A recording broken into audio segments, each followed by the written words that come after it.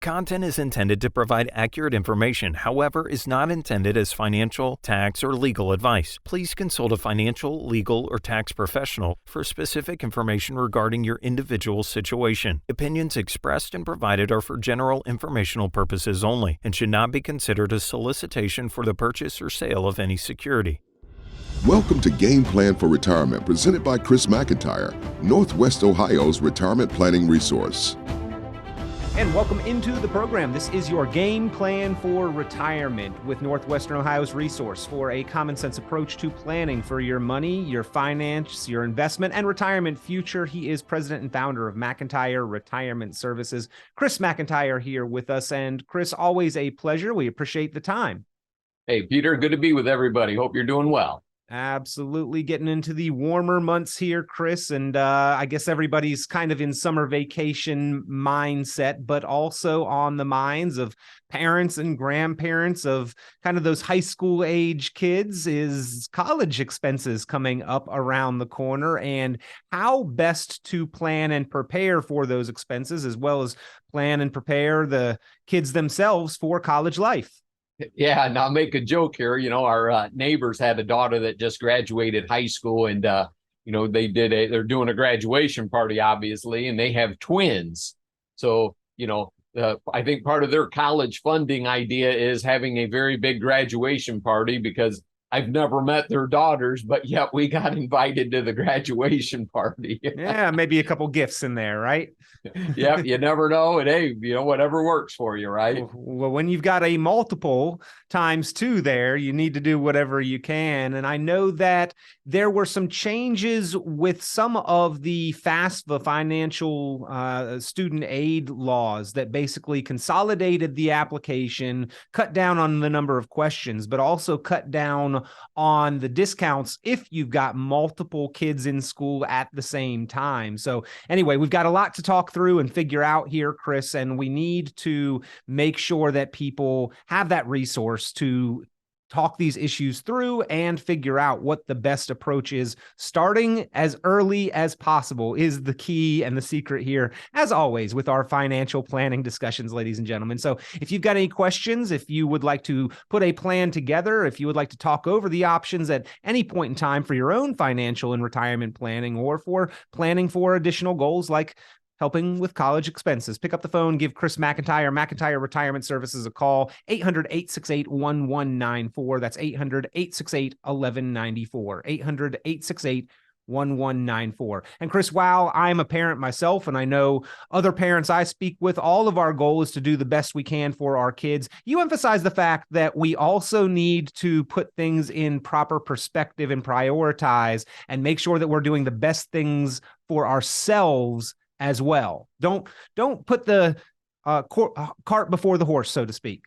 Yeah, you're exactly right. And, some people deal with different economic circumstances than others. And, let's say a mom and dad, they're sacrificing their retirement to pay for their college kids' expenses, if you will. And they just says, well, we'll work longer, to make up the difference. Not that we want to. And that's where does it make sense for the kids to have some skin in the game, right? And, some of the stuff will be, from previous experience and talking to all of our different types of clients and family members and whatnot. But, there's nothing wrong with the kids having some skin in the game, because you are not enabling them to fail safe. They need, if they're going to fail, not make it, there needs to be consequences so they can learn from those consequences, not to, don't want to be the devil's advocate here, but you know what I mean. Well, I know, Chris, that I took my college education experience a whole lot more seriously when I had to fund some of it, when I had some of that skin in the game. And so I think that there is kind of a level of comfort that we've provided for our children these days, where they have that, yes, pillow to fall back on, but it's almost like they are afraid to try new things and venture out because they're scared of failure and not having that comfort in place. Yeah, without question, and I got friends, got family members, and, I think just as the generations have changed, because when I went to college, I'm talking back in the mid 1980s, did I exactly know what I wanted to do? I did what my parents thought I should do. And, and it worked out fine. But, a lot of the kids these days with social media and all the influences they have, and they're sinking significant, tens of thousands of dollars into college expenses, not knowing what they want to do. I certainly can sympathize with the parents and even the grandparents out there that say, well, hey, we're going to pay tens of thousands of dollars. And what happens if they, some of the degrees they are chasing right now aren't really anything that creates economic reward either, Yeah, looking at college as an investment, right? And when is the return on investment? How much does it cost to get into that investment, and where and how are the benefits that that investment not only breaks even but produces a positive return? Chris, we sort of need to back up from the everyone goes to college kind of mentality and say, well, what is the true cost benefit analysis of that college education, and is it going to be productive? Yeah, correct. And, as we look at this, in its entirety, because, we're talking about college, there's some children may go to a technical college. So let's kind of broaden that aspect out there. And they may want to get, not a 4-year degree, but a 2-year degree in welding or machine trades or HVAC technology, something along those lines. Not everybody's looking for a 4-year degree, where they may become more on the white collar side. The blue collar jobs pay very well these days. So, we don't want to begrudge one versus the other here. And, and let's talk about how do we fund these issues here? How do people start doing that? If you've got a child that's getting ready to go to college next year, look, your planning time is obviously not necessarily there. Hopefully you've probably done the 529 plan, which would allow the kids to pull the money out for their qualified educational expenses on a tax favored basis, but if you've got 5 years, even 10 years, depending on what age you are, as you're listening to the show or watching us on the podcast, you may have other opportunities that are very worthy of, even a long-term perspective, that if the kids don't go to college, that there is a viable alternative for the money that you have put into there. And Peter, I'll kind of let you lead our way through these. Yeah, well, the 529, Chris, a great option for those educational expenses, but I think people had some hesitation because of the limitations and the potential penalties if the money was not used for college expenses. That had a change at the end of 2022 with the passage of the Secure Act 2.0, where 529 accounts up to a certain amount, I think it's $35,000, so long as the account has been open for a period of time, can actually be rolled into a Roth IRA in the child's name if educational expenses don't use the funds up. Do you believe that that was an improvement and a substantial benefit? Yeah, and I would like to know who the politician was that came up with that, because somebody had to do some research to say that, look, there's a ton of dormant 529 plans out there that we need an avenue to allow them to exit that, because maybe the child, quit college early, got married, lived life, maybe passed away. Is there a method to exit the 529 into a more like a retirement strategy? And that's what they did there late last year with the Secure Act 2.0, was to allow 529 plans that have been established for 15 years, and you can move up to $35,000 into a Roth IRA and use that for retirement and, tax-free distribution. So a wonderful avenue that they created there. Yeah, probably a legislator with children themselves who had been using it. And every once in a while, I guess Washington does get something right and helps us improve something. As a parent of a only child myself, Chris, I always had those hesitations about overfunding or putting as much into the 529. But with that caveat that it can be rolled over, certainly in my mind, an improvement there. And there are other avenues, but a lot of times, parents wonder how much and where should I be putting money. So 529 is one great option. Chris, I also hear about the FAFSA application process and even Roth IRAs as a potential funding mechanism for college expenses. Sure. Yep. There are some avenues to allow you to get some funds out of a Roth IRA for college education expenses if you're the owner of the Roth. Now, if you're a grandparent, for example, and you have $50,000 in a Roth IRA over the age of 59 and a half, and you want to pay for your children's college or grandchildren or children, their college expenses, you can make tax-free withdrawals, okay, and help them pay for those college expenses and essentially gift them the money if you wanted to. And there's nothing wrong with that strategy whatsoever. A lot of times, for grandparents, especially those up in their, upper 70s and whatnot, if they have Roth IRAs, right? It's kind of a younger generation where we're seeing larger IRA dollar amounts or Roth IRA dollar amounts. But for, some folks that have listened to our program and they started doing Roth conversions, a reason they can do that is they can pass that money on tax-free to their children and grandchildren when they die, but they can also take distributions tax-free and not harm their Social Security benefit or taxation, their Medicare benefits or taxation. So, Roth IRAs can be utilized in a number of different ways, and paying for some college expenses for your grandkids would certainly be one of those top priorities.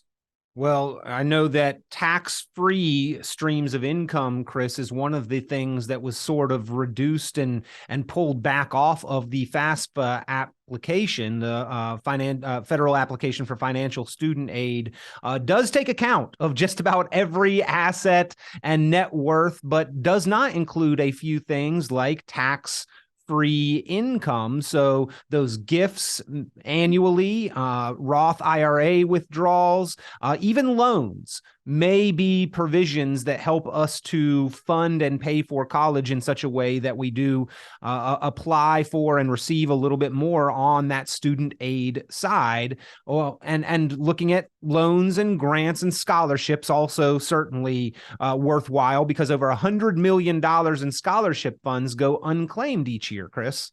Yeah, it's amazing, isn't it? The amount of money that's out there in our capitalistic society to help improve that standard of living, that quality of life by getting a higher education. Wonderful opportunities out there. And, Peter, you and I, we have talked about another avenue that could certainly be available for folks here to consider would be, funding a life insurance policy. And I'll kind of use the word overfunding, putting more money into it than you need to. You get a tax haven, you get cash value accumulation. And then when your child goes to college, or even your grandchild, many different ways to structure the policy. We don't have time to get through all of that on the show. And then when the child goes to college, you can borrow tax-free from the cash value of the life insurance policy, and that money doesn't show up on the FAFSA form or the financial aid form that Peter was talking about. And sometimes mom and dad own the policy and they just borrow the money, take the money out of it to pay for the child's education. They still remain their residual death benefit, and, who knows, maybe they have the child pay them back over time, but you don't necessarily need to do that inside a properly structured life insurance policy. Well, again, we are talking with Chris McIntire, president and founder of McIntire Retirement Services. If you've got questions, concerns about your own planning for your investment, financial and retirement future, or if you are looking to achieve specific goals like helping kids with educational and college expenses, pick up the phone and give Chris a call. Talk those issues through, ladies and gentlemen. Set up a time for a complimentary review and strategy session.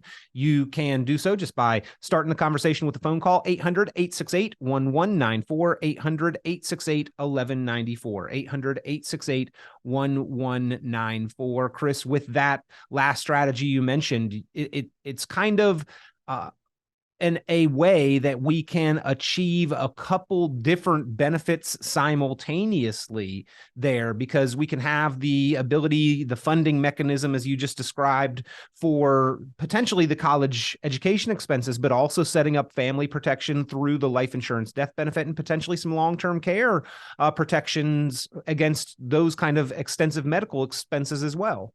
Absolutely. There's a reason I have two of them, and Peter just listed quite a few of them there.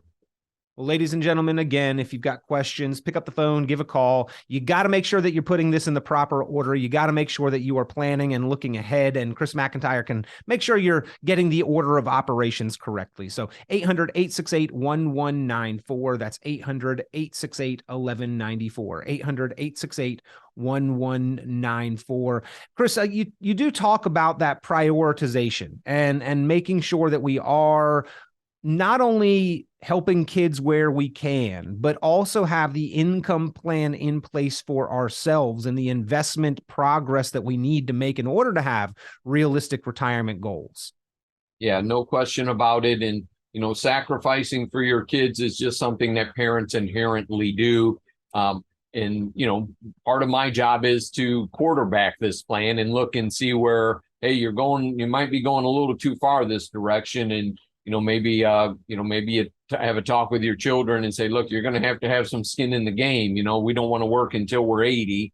But again, if depending on where your economic circumstances are, no question about it, sometimes grandparents can step in there. But if you're a parent of a child that's getting ready to go to college and you're looking at, pulling $150,000 out of your 401k to house them, pay for college expenses and beer money, all those items that come with going to school away from living in the home, is how does that impact your long-term retirement plan? And, how much longer do you want to work? And, sometimes you got to have those tough conversations. And, that's what our job is to kind of lay it out there, lay it on the line. And sometimes it's eye-opening for folks. You mentioned pulling money out of a 401k to help fund college expenses. Is that an approach that you would suggest or warn against? Well, it depends on the circumstances. So, I don't want to give a blanket reply there, Peter, but we got to be cautious. There's a 20% mandatory tax withholding from the 401k. Some people will take a loan from their 401k and then they figure, I'll worry about it settling the loan once I retire. And then when they want to go do a rollover, they realize, you got to settle up for the loan and pay the tax on the money then that you withdrew to pay for your child's education through a loan on a 401k. I know that sounds technical here, but let's say your 401k value was $500,000 and you loaned $150,000 of that out to pay for college expenses for a couple of children. And then you retire and you say, hey, I want to roll over my 401k into an IRA. I need to do some different types of investments. I can get 5% in a CD at the bank. I want to do some things like that.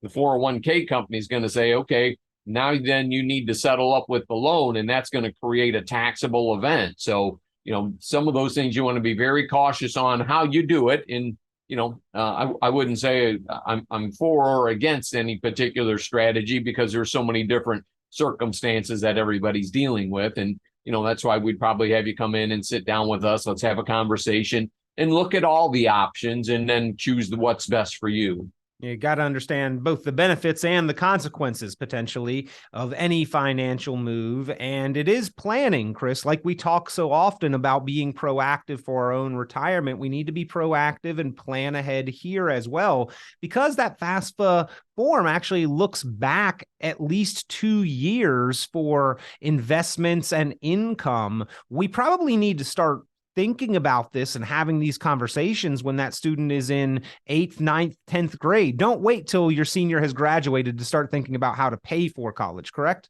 Yeah, no question about it. The sooner the better, just like with anything. The sooner you start saving for retirement, the less money you need to put in every month. The sooner you start saving for your child's or grandchild's college expenses, the less money you have to do.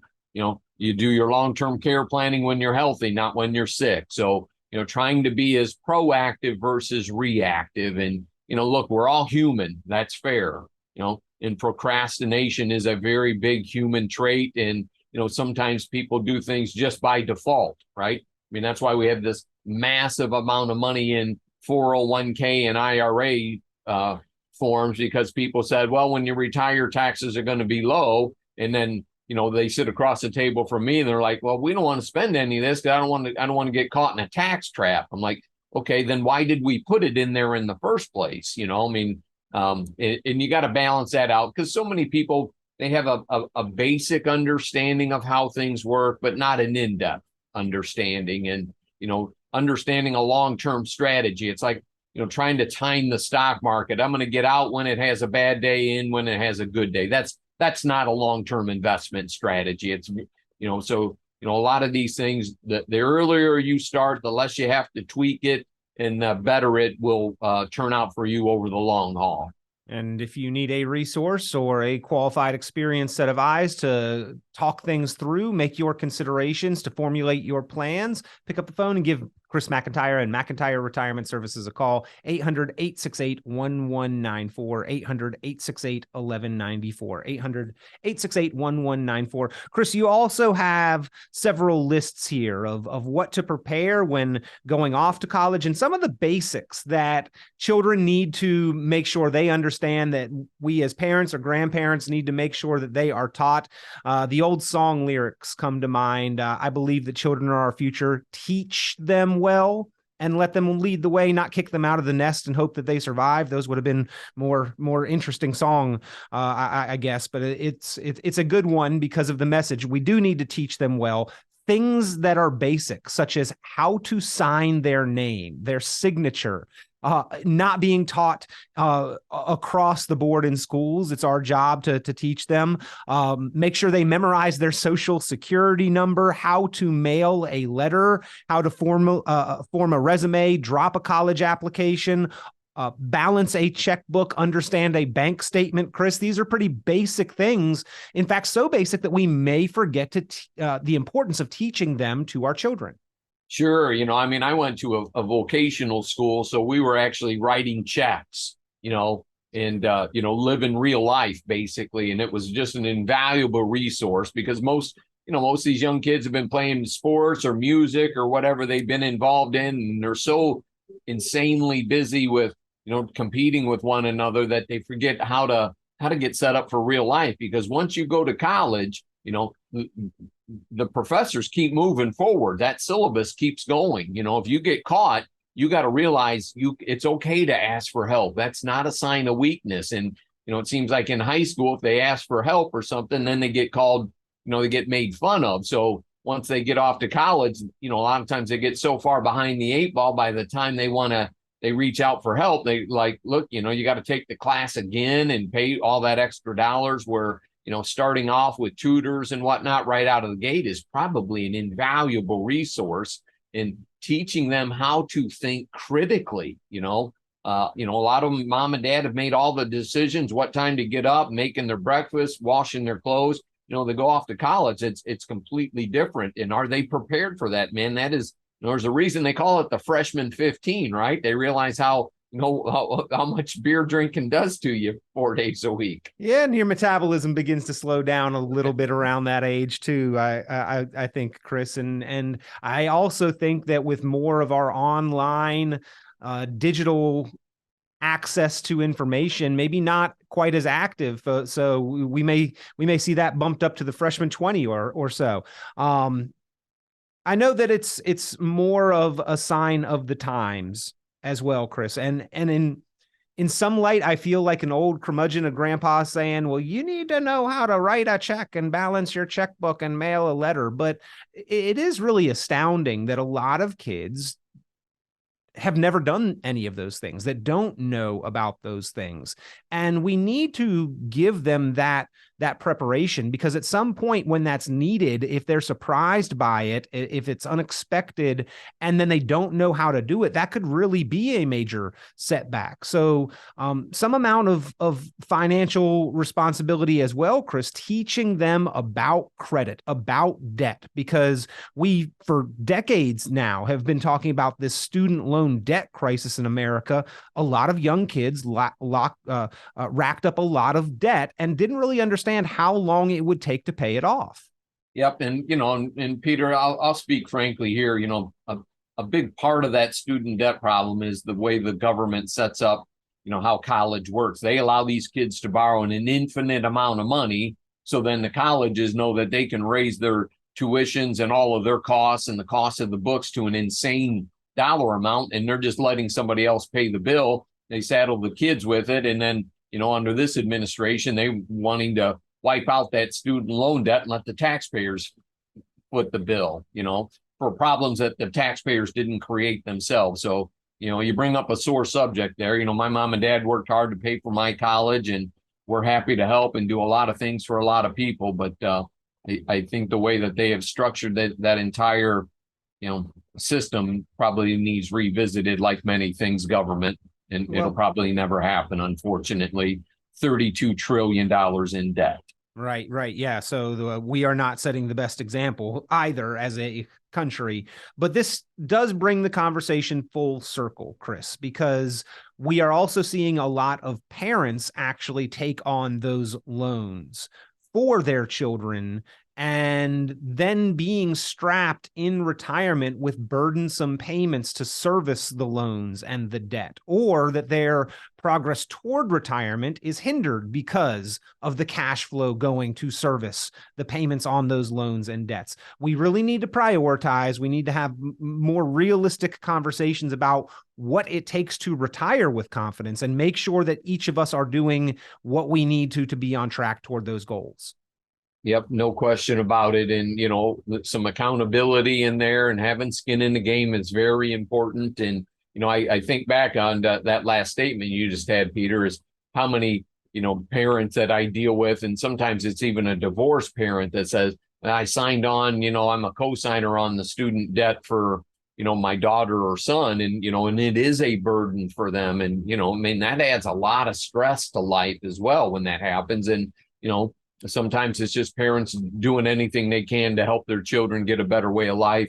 And you have to give them, a pat on the back for that. But, you try to do what the best that you can with the, sometimes the cards that you've been dealt. And that's just, life is what happens to plans sometimes. Well, if you would like to talk over your planning options, either for your own financial investment and retirement future, or to help with specific goals like helping and assisting children or grandchildren with college expenses. If you would like some of these checklists that Chris McIntire has put together and made available, the college supply checklist, you don't want to forget anything when you're leaving home for the first time, possibly for months before you return.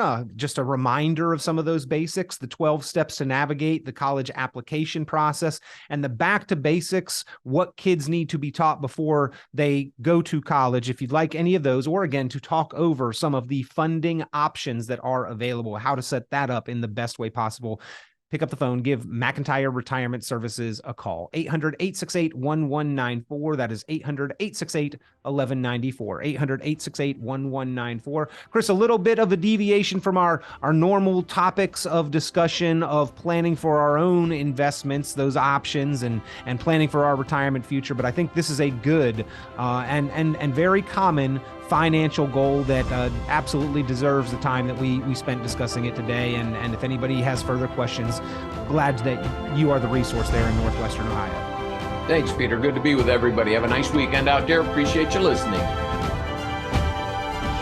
Tune into Chris McIntire's full radio program and visit McIntireRetirementServices.com for many additional valuable resources, including other great episodes of Game Plan for Retirement with Chris McIntire. Be sure to subscribe. The content of this radio show is provided for informational purposes only and is not a solicitation or recommendation of any investment strategy. You are encouraged to seek investment, tax, or legal advice from an independent professional advisor. Any investments and/or investment strategies mentioned involve risk, including the possible loss of principal. Advisory services offered through Brookstone Capital Management, a registered investment advisor. Fiduciary duty extends solely to investment advisory advice and does not extend to other activities such as insurance or broker-dealer services. Advisory clients are charged a quarterly fee for assets under management, while insurance products pay a commission, which may result in a conflict of interest regarding compensation.